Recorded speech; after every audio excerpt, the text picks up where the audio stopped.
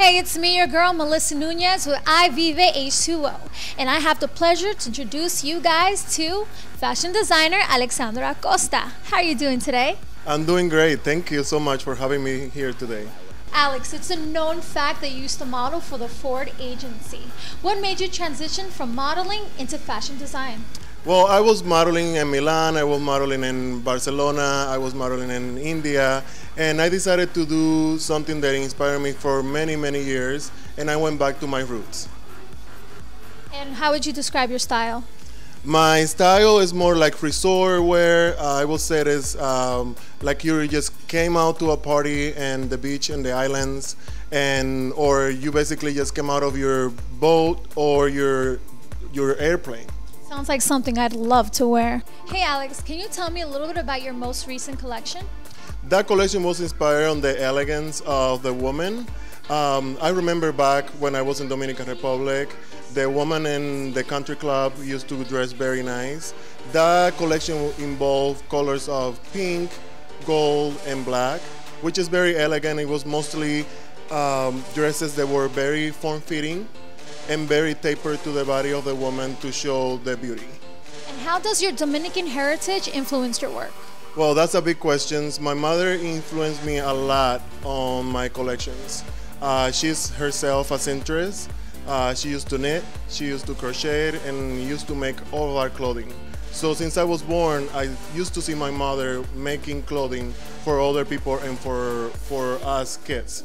So since then, I created my own clothing since I was 13. I remember making a shirt when I was for my birthday, and I think it's more like the inspiration of my mother of what I did for every time I do a collection. I always think, what do my mom think of what I'm gonna do?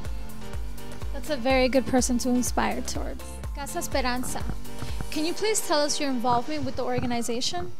When Donny and Gina approached me and explained to me what the Casa Esperanza does for the community, it touched my heart. You know, I'm coming from a country that we don't have that much resources, whether it's medicine, food, or places to live.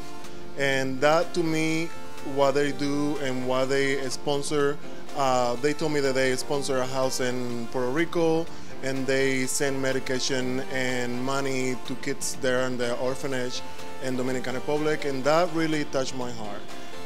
My mother, I can say that again, everybody will mention their mother as an example or as a role model, but my mother was a humanitarian. She is very attached to her church, and in my own town, it was our orphanage.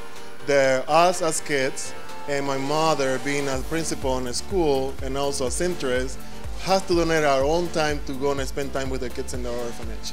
So when they explained to me about Casa Esperanza, I said, you know what, why not? I think for me, help people that don't have the things that we have in the United States, why not do it, and why not basically give so you can receive back the love. And for most that I can say, HIV and AIDS and domestic violence is something that is affecting everybody around the world. And to know that as kids out there, they don't have a house because their parents or their family have given away because they have a disease, or basically they don't have nowhere to live, really touched my heart, and that's exactly why I'm doing and the involvement of my company and my collection with Casa Esperanza. I can only imagine how proud your mother must be of you today.